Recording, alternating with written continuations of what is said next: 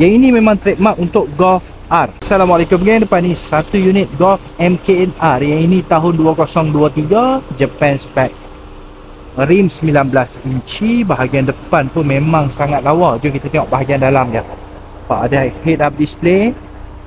Yang ini memang trademark untuk Golf R. So bahagian luaran memang lawa, cuma aku tak apa berkenan bahagian dalam dia ni geng.